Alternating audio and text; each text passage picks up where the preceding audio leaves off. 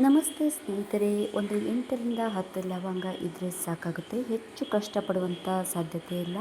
ನಿಮ್ಮ ಕೂದಲಿನ ಬೆಳವಣಿಗೆ ಹೆಚ್ಚು ಸಮಯವನ್ನು ಕೊಡುವಂಥ ಅವಶ್ಯಕತೆ ಕೂಡ ಇಲ್ಲ. ಮಲಗುವಂಥ ಸಮಯದಲ್ಲಿ ಹೀಗೆ ಮಾಡಿದರೆ ಸಾಕು. ಒತ್ತೊತ್ತಾಗಿ ದಟ್ಟವಾಗಿ ಸೊಂಪಾಗಿ ಸದೃಢವಾಗಿ ನಿಮ್ಮ ಕೂದಲು ಬೆಳೆಯುತ್ತೆ. ಕಪ್ಪಾಗಿ ಬೆಳೀತಾ ಹೋಗುತ್ತೆ. ಈ ಥರ ಬೊಕ್ಕು ತಲೆ ಇದ್ದವರಿಗಂತೂ ತುಂಬಾ ಒಳ್ಳೆ ಹೇರ್ ಆಯಿಲ್ ಅಂತ ಹೇಳ್ಬೋದು.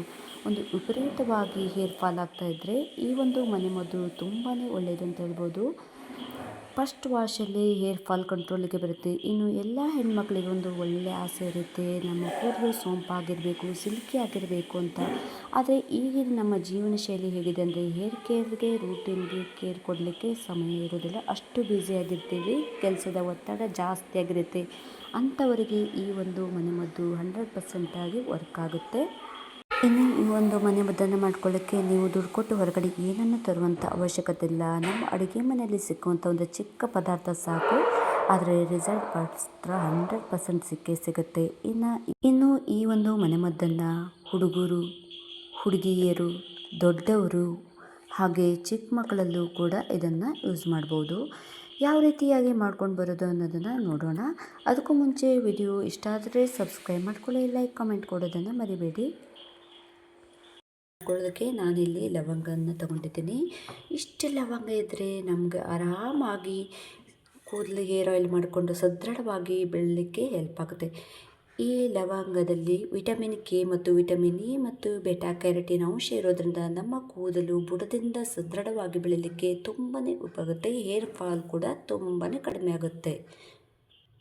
ಹೇರ್ ಗ್ರೋತ್ ಅಂತೂ ತುಂಬಾ ಫಾಸ್ಟಾಗಿ ಹೋಗುತ್ತೆ. ನೋಡಿ, ಈ ಲವಂಗವನ್ನು ಒಂದು ಕುಟಾಣಿಗೆ ಹಾಕಿ ನಾನು ಇಲ್ಲಿ ಪುಡಿ ಮಾಡ್ಕೊಳ್ತಾ ಇದ್ದೀನಿ. ನೀವು ಜಾಸ್ತಿ ಪ್ರಮಾಣದಲ್ಲಿ ಮಾಡ್ಕೋತೀರ ಅಂದರೆ ಮಿಕ್ಸಿ ಜಾರಲ್ಲಿ ಮಾಡ್ಕೋಬೇಕಾಗತ್ತೆ.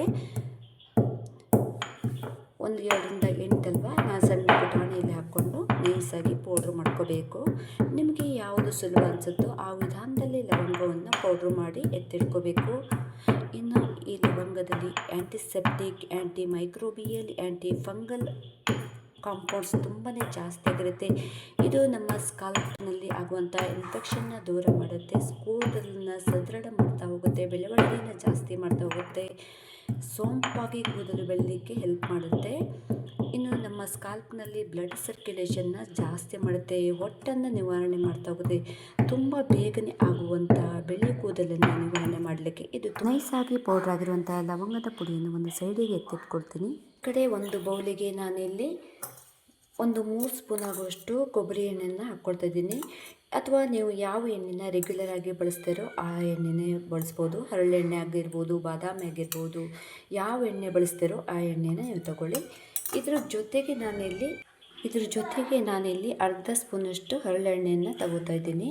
ಕೊಬ್ಬರಿ ಎಣ್ಣೆ 3 ಸ್ಪೂನು, ಅರ್ಧ ಸ್ಪೂನಷ್ಟು ಹರಳೆಣ್ಣೆ ಎರಡನ್ನೂ ನೀಟಾಗಿ ಮಿಕ್ಸ್ ಮಾಡ್ಕೊಳ್ತಾ ಇದ್ದೀನಿ. ನೋಡಿ, ಹರಳೆಣ್ಣೆ ಹಾಕೊಳ್ಳೋದ್ರಿಂದ ಕೂದಲು ತುಂಬ ಚೆನ್ನಾಗಿ ಕಪ್ಪಾಗುತ್ತೆ, ಬೆಳವಣಿಗೆ ಕೂಡ ತುಂಬ ಫಾಸ್ಟಾಗಿ ಆಗುತ್ತೆ, ಜೊತೆಗೆ ಉದುರೋದು ಕೂಡ ಕಡಿಮೆ ಆಗುತ್ತೆ. ಇನ್ನು ಬಿಳಿ ಕೂದಲಿನ ಸಮಸ್ಯೆ ಇರೋರು ಹರಳೆಣ್ಣೆನ ಯೂಸ್ ಮಾಡೋದ್ರಿಂದ ತುಂಬ ಬೇಗನೆ ಕಪ್ಪಾಗಿ ತುಂಬ ಬೇಗನೆ ಗ್ರೋತ್ ಆಗುತ್ತೆ ನಮ್ಮ ಹೇರು. ನಾವೇನೀಗ ಪೌಡ್ರ್ ಮಾಡಿಟ್ಕೊಂಡಿದ್ದೆ ಲವಂಗದ ಪೌಡ್ರನ್ನು ನಾನಿಲ್ಲಿ ಹರಳೆಣ್ಣೆ ಮತ್ತು ಕೊಬ್ಬರಿ ಎಣ್ಣೆ ಜೊತೆಗೆ ಮಿಕ್ಸ್ ಮಾಡಿಕೊಡ್ತಾ ಇದ್ದೀನಿ. ನೀಟಾಗಿ ಇದನ್ನು ಮಿಕ್ಸ್ ಮಾಡ್ಕೋಬೇಕು. ಈ ಮಿಕ್ಸ್ ಮಾಡ್ಕೊಳ್ಬೇಕು ನೀಟಾಗಿ. ಈ ರೀತಿಯಾಗಿ ಮಿಕ್ಸ್ ಮಾಡ್ಕೊಂಡಾದಮೇಲೆ ಈ ನೀಟಾಗಿ ಮಿಕ್ಸ್ ಮಾಡ್ಕೊಂಡಿರುವಂಥ ಈ ಆಯಿಲನ್ನು ಏನು ಮಾಡಬೇಕಂದ್ರೆ, ಈಗ ಮಿಕ್ಸ್ ಮಾಡ್ಕೊಂಡಿರುವಂಥ ಈ ಒಂದು ಎಣ್ಣೆನ ನಾನು ಡಬಲ್ ಬಾಯ್ಲಿಂಗ್ ಸಿಸ್ಟಮಲ್ಲಿ ಬಿಸಿ ಮಾಡ್ಕೊಳ್ತಾ ಇದ್ದೀನಿ. ಒಂದು ಪಾತ್ರೆಯನ್ನು ನಾನು ಬಿಸಿ ನೀರು ಕುದಿಲಿಕ್ಕೆ ಇಟ್ಕೊಂಡಿದ್ದೀನಿ. ಈ ಎಣ್ಣೆಯನ್ನು ನಾವು ಇಟ್ಟು ಉಗುರು ಬೆಚ್ಚಗಾದರೆ ಸಾಕಾಗುತ್ತೆ, ತುಂಬ ಬಿಸಿಯಾಗೋದು ಬೇಡ. ಉಗುರು ಬೆಚ್ಚಗೆ ಮಾಡಿ ನಮ್ಮ ಕೂದಲಿಗೆ ಬುಡಕ್ಕೆ ಅಪ್ಲೈ ಮಾಡ್ತಾ ಇರೋದ್ರಿಂದ ನಮ್ಮ ಕೂದಲಿನ ಸ್ಕಾಲ್ಪಲ್ಲಿ ಬ್ಲಡ್ ಸರ್ಕ್ಯುಲೇಷನ್ ತುಂಬ ಚೆನ್ನಾಗಾಗುತ್ತೆ, ಜೊತೆಗೆ ಕೂದಲು ತುಂಬ ಫಾಸ್ಟಾಗಿ ಬೆಳೆಯುತ್ತೆ. ಉಗುರು ಬೆಚ್ಚಗಿರುವಂಥ ಎಣ್ಣೆನ ಹಚ್ಕೊಳ್ಳೋದು ತುಂಬ ಒಳ್ಳೆಯದಾಗುತ್ತೆ.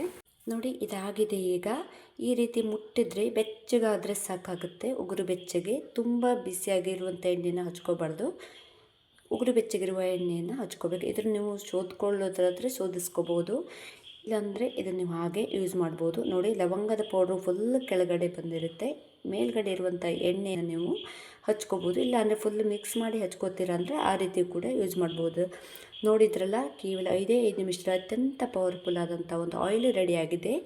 ಇದನ್ನು ರಾತ್ರಿ ಮಲಗುವಂಥ ಟೈಮಲ್ಲಿ ಈ ರೀತಿ ರೆಡಿ ಮಾಡ್ಕೊಂಡಿರೋದು ಎಣ್ಣೆಯನ್ನು ಬೆಚ್ಚಗಿರುವಾಗ ನಾವು ಈ ರೀತಿ ಕೂದಲಿನ ಬುಡ ನೀಟಾಗಿ ಹಚ್ತಾ ಹೋಗಬೇಕು. ತಲೆ ಫುಲ್ ಈ ಒಂದು ಎಣ್ಣೆನ ಬುಡಕ್ಕೆ ನೀಟಾಗಿ ಹಚ್ಚಿ ನಂತರ ನೀವು ತುದಿವರೆಗೂ ಈ ಒಂದು ಎಣ್ಣೆಯನ್ನು ಹಚ್ಕೋಬೇಕು. ಇದರಿಂದ ಏನಾಗುತ್ತೆ, ಕೂದಲು ಹೊಡಿತಾ ಇರುತ್ತೆ, ಕಟ್ಟಾಗಿ ಸೀಳಾಗಿ ಬಿಡ್ತಾ ಇರುತ್ತೆ. ಆ ಒಂದು ಸಮಸ್ಯೆಯಿಂದ ತುಂಬಾ ಬೇಗ ಕಂಟ್ರೋಲ್ ಆಗುತ್ತೆ. ಅದರಲ್ಲೂ ಕೂದಲು ತುಂಬ ಸಾಫ್ಟಾಗಿ ಈ ರೀತಿ ನಮ್ಮ ಕೂದಲು ಗ್ರೋತ್ ಆಗ್ತಾ ಹೋಗುತ್ತೆ. ಬೆಳಗ್ಗೆ ನೀವು ತಲೆ ಸ್ನಾನ ಮಾಡೋ ಅವಶ್ಯಕತೆ ಇಲ್ಲ. ಬೇಕಿತ್ತು ಅಂದರೆ ಮಾಡ್ಕೋಬೋದು, ಇಲ್ಲ ಅಂದರೆ ನೀವು ಸ್ವಲ್ಪ ಲೇಟಾಗಿ ಕೂಡ ಮಾಡ್ಕೋಬೋದು, ಅಥವಾ ಬೆಳಗ್ಗೆ ಕೂಡ ಮಾಡ್ಕೋಬೋದು. ನೋಡಿ, ಈ ಥರ ನಾವು ಸ್ಕಾಲ್ಪಿಗೆ ನೀಟಾಗಿ ಅಪ್ಲೈ ಮಾಡಿ ಈ ರೀತಿ ಒಂದು ಸರ್ಕ್ಯುಲರ್ ಮೋಷನಲ್ಲಿ ಮಸಾಜ್ ಮಾಡ್ಕೊಬಂದರೆ ನಮ್ಮ ಕೂದಲು ಕೂಡ ತುಂಬ ಚೆನ್ನಾಗಿ ಗ್ರೋತ್ ಆಗಲಿಕ್ಕೆ ಹೆಲ್ಪ್ ಆಗುತ್ತೆ. ಈ ಒಂದು ಲವಂಗದ ಎಣ್ಣೆಯನ್ನು ಹಚ್ಚಿ ಮಾಡ್ತಾ ಬನ್ನಿ. ಹೇರ್ ಗ್ರೋತು ಬೇಡ ಅಂದರೂ ನಿಮಗೆ ತುಂಬ ದಟ್ಟವಾಗಿ ಸೊಂಪಾಗಿ ತುಂಬಾ ಕಪ್ಪಾಗಿ ಕೂದಲು ಬೆಳೆಯುತ್ತಾ ಬರುತ್ತೆ. ಎಲ್ಲ ನಿಮಗೆ ಹೇರ್ ಫಾಲ್ ಜಾಸ್ತಿ ಆಗ್ತಾ ಇರುತ್ತೋ ನೆತ್ತಿಯ ಭಾಗದಲ್ಲಿ ಇರ್ಬೋದು ಅಥವಾ ಹಣೆಯ ಮುಂಭಾಗದಲ್ಲಿ ಇರ್ಬೋದು, ಆ ಒಂದು ಭಾಗಕ್ಕೆ ಮಾತ್ರ ಈ ಒಂದು ಎಣ್ಣೆಯನ್ನು ಹಚ್ಚಿ ನಂತರ ಕೂಡ ನೀವು ಹೇರ್ ವಾಶನ್ನು ಮಾಡ್ಕೋಬೋದು. ಈ ರೀತಿ ಮಾಡ್ಕೊಳ್ಳೋದ್ರಿಂದ ನಿಮಗೆ ಅಲ್ಲಿ ತುಂಬ ಕೂಡ ಫಾಸ್ಟಾಗಿ ಹೇರ್ ಗ್ರೋತ್ ಆಗುತ್ತೆ. ತುಂಬ ಬಕ್ಕು ತಲೆ ಆಗ್ತಾ ಇದ್ರೆ, ತುಂಬ ಕೂದಲು ಉದುರ್ತಾ ಇದೆ, ವಿಪರೀತವಾಗಿ ಉದುರ್ತಾ ಇದ್ರಿಂದ ಆ ಒಂದು ಸಮಸ್ಯೆಯನ್ನು ಕೂಡ ನೀವು ನಿವಾರಣೆ ಮಾಡ್ಕೋಬೋದು ಈ ಒಂದು ಎಣ್ಣೆಯಿಂದ. ನೋಡಿದ್ರಲ್ಲ ಫ್ರೆಂಡ್ಸ್, ಒಂದು ಅದ್ಭುತವಾದ ಹೇರ್ ಆಯಿಲ್ ಯಾವ ರೀತಿ ಮಾಡ್ಕೊಳ್ಳೋದು ಮನೆಯಲ್ಲಿ ಅಂತ. ಈ ಒಂದು ಹೋಮ್ ರೆಮಿಡಿ ನಿಮಗೆಲ್ಲರಿಗೂ ಇಷ್ಟ ಆಗಿದೆ ಅಂದ್ಕೊಂಡಿದ್ದೀನಿ. ಇಷ್ಟ ಆದರೆ ಒಂದು ಲೈಕ್ ಕಮೆಂಟ್ ಕೊಡೋದನ್ನು ಮರಿಬೇಡಿ. ಇಲ್ಲಿವರೆಗೂ ನನ್ನ ವಿಡಿಯೋ ನೋಡೋದಕ್ಕೆ ನಿಮಗೆಲ್ಲರಿಗೂ ಧನ್ಯವಾದಗಳು. ಇನ್ನೊಂದು ಉತ್ತಮವಾದ ವಿಡಿಯೋದೊಂದಿಗೆ ನಾನು ನಿಮಗೆ ಸಿಗ್ತೀನಿ. ಎಲ್ಲಿವರೆಗೂ take care, bye bye, see friends, thank you.